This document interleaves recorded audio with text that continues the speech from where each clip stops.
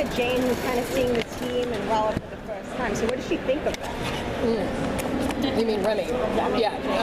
I know. I'm thoroughly confused constantly. Well, she doesn't really.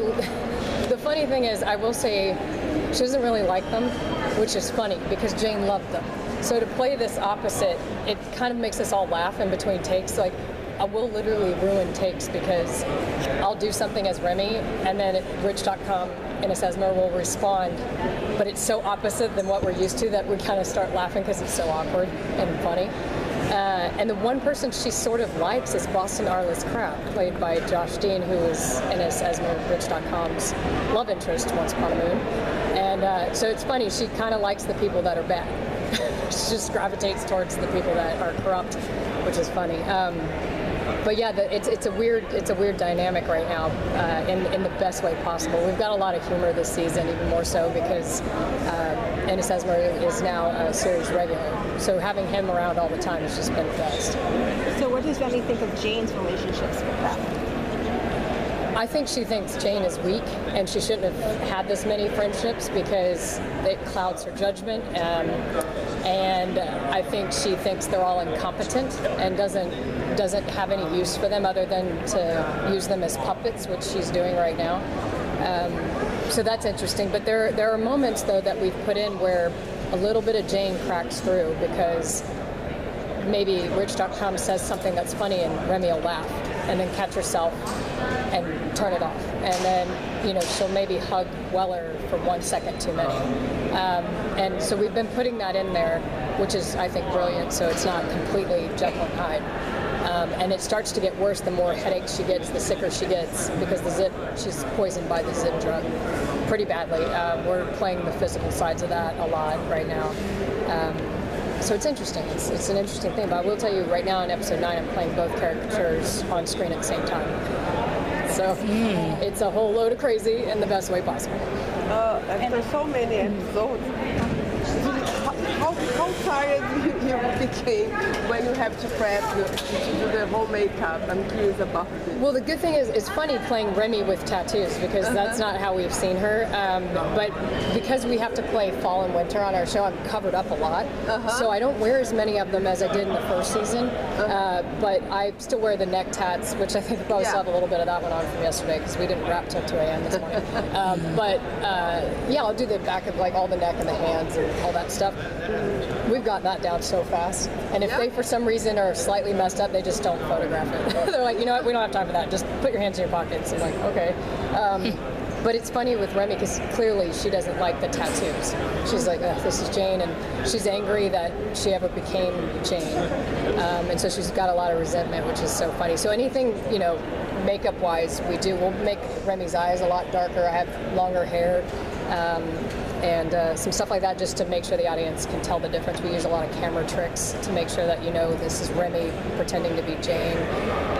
So it's been really fun because the whole crew has gotten to play Remy, basically. The camera department, makeup, everybody's getting to pitch in to what this woman is like now, which is great because it's less work for me. I would like to know more about the relationship with her daughter, how Remy is as a mother. So, I don't remember if this happened last season or this season, but the daughter goes to college.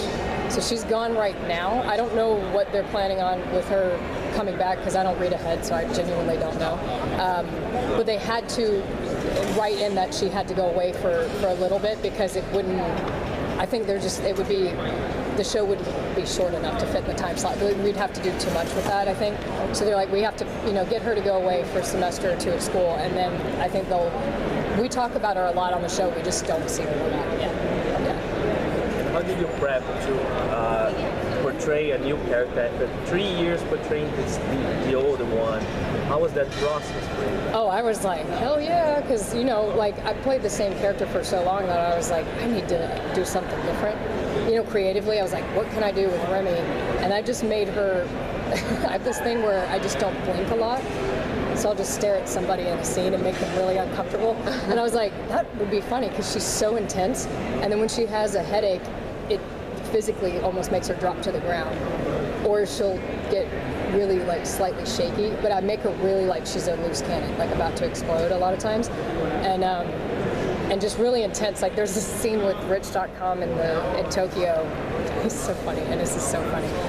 And I basically tell him, don't screw it up, and I put my hand on his shoulder, and he just freezes because like I'm very slow as Remy. I'm not fast, and I'm creepy. Like I like being creepy. It's fun. So. How are the action scenes in Tokyo? I think you guys will see today that it kicked my ass.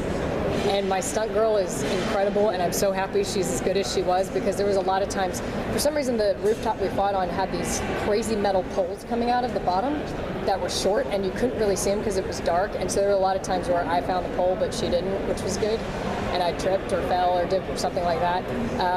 The sword work was really fun. I didn't have as much time training for it as she did, so I basically let her do the lion's share of a lot of the wide shots, because you can't tell the difference anyway, and I didn't want to hit somebody with the sword. It's dull, but it can still hurt somebody really bad. So we've become like a great team, and again, like I said, right now I'm playing both characters on screen at the same time, so when they're on my face as Jane, they're going to be over her back as Remy, so she's getting to act with me now, which is really fun, and I was like, I hope you love me, because I make you do a lot of work. And then, of course, there's going to be an epic fight scene between both characters. Again, I know everybody liked that in season 2, and we pulled that off so well that they want to do it again, kind of. I was going to say, just because we know that the two characters are really different, but what do you think is similar about the two of them? I'd say the biggest similarity that just popped into my head is they always complete a mission. They will, if they're given a task, they do it. It's just how they do it is very different. So if they say they're going to do something, they absolutely go and do it, which is kind of nice. There's a little bit of vulnerability. I mean, there's a lot in Jane, but there's a little bit with Remy with the fact that she's dying and she's very sick and she's afraid, basically, because she wants to complete a mission before she dies. And she's racing to find this cure, and she can't seem to find it. And that part's really sad, and I think that's what kind of makes her relatable and likable in a weird, twisted way. You kind of cheer for her. You're like, oh, Remy's kind of cool. I like this. Like, you kind of like her, but you're supposed to not like her. So it's been fun to sort of play with that, But yeah, I'm trying to think what else I can say without getting in trouble. But there's nobody here listening. Ask me anything. Yeah. Not my fault. I like to talk. You said that Remy likes the bad guys, Rich.com's love interest and everything. Is there anyone from the FBI that she thinks is particularly useful for her? There isn't, but there's a character that's another villain on the show that she crosses paths with in the FBI, and she I did this thing where I wanted to sort of stare at her a little too long, to be like, that girl's cool, I just wanted to play it because Jane would be very like, oh, this woman's a bad woman. Let me see how I can protect everybody. Whereas Remy's like, how could I use that girl? Like in that way. So I play these little like smirks, like these creepy smiles that I do as Remy, which I didn't know they were creepy. I was just smiling, but they're like, that's great. That looks so diabolical. I was like, okay, that was alrighty. I don't know if that's a good thing. I don't know. Whatever. Will Remy and Avery meet this season? I don't know. I actually don't know. Right now we're in episode 9. I don't think so, but sometimes they'll put things in, like a flashback that I don't know about until right before we shoot it. And I'm like, oh. They did that a lot last year where I was like, who is this? Oh, okay. All right, sure. So I don't think they're going to meet. We talk about her a lot right now. But Remy's just very factual about it because she doesn't care, but she has to pretend she cares. Whereas Weller's like, I think we should tell Avery what's going on, like that you're sick, and she's like, why? Just completely like, who cares? It's not going to make a difference, type of thing. And then she has to cover by saying like, I just wouldn't want to worry her, like trying to be like all sweet and stuff, but she's not. If they were to meet, what do you think the circumstances would be? I don't think Remy would recognize her. She'd probably just walk right past her and not even know. Although I'm sure she's seen pictures of her. She might, I don't know actually. It'd be an interesting thing. I wonder if she would care or if she would get rid of her. I have no idea. It's kind of creepy. Yeah, I don't know. Really, the sky's the limit. I don't have as many answers as I wish I had for you guys because I'm actually like, God, they could go any which way with certain things because we don't have a history with Remy just yet, of seeing her a lot, so anything can happen. So Remy's pretending to be Jane, and I know that she's probably worried about Weller noticing because husband's going to notice the wife is different, but is there anyone else that she's particularly careful around? I think she has to be most careful around Weller. And, you know, he's thinking, oh, she's just kind of acting strange because she's very sick, you know, so she's playing on the fact that, like, oh, it's the headaches, or oh, it's this or that, and it's, you know, it's really that she hates it, which is so funny. And then the only person that, and I don't know if they kept this in the edit or not, but we decided kind of cast-wise that it'd be funny if Rich.com was the one that was like, something is wrong with Jane, you know, like kind of just this double take or like a second glance of like, does anybody else think this is weird, like, you know, type of thing. So Ennis and I have been playing that, but I'm not sure if they're going to keep it in the edit, like, because it might be too obvious. But there's a couple times where, especially at the end of the sword fight, I do something very bad to somebody, and I smile, and he sees it, but nobody else does. And so he looks completely terrified of me, but also Rich.com doesn't have as big of a history with Jane as the other people, so he's not really sure if it's Jane or something's wrong with Jane, so it's kind of funny. So he helps lighten the very scary, dramatic moments that we have with Remy, which is good. Yeah. If you had to choose one only character to play from now on, I don't know. I kind of Remy because I haven't gotten to play her very long, and I think it's fun to play a villain. Fair. But yeah, because I feel like I've explored Jane quite a bit, you know. So I'm like, let's go with Remy, but I don't think that's gonna happen. Yeah. So who knows? I don't know though. But I don't think it's gonna. Last question. I asked this to Sullivan as well, but what was it like filming the scene where Jane and Weller changed places? Oh, that was funny. I was like, yeah, put on the tattoo, see how it goes. Like, he basically stood there like this. Like, he didn't really move much. And I was like, you can move around.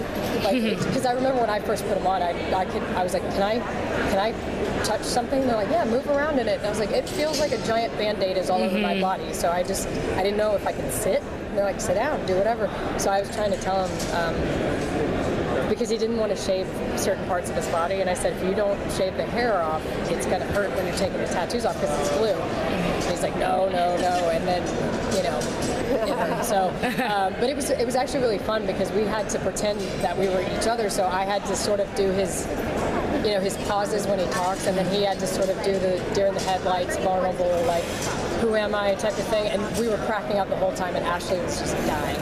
She was like, I can't look at you guys, and I was like, okay.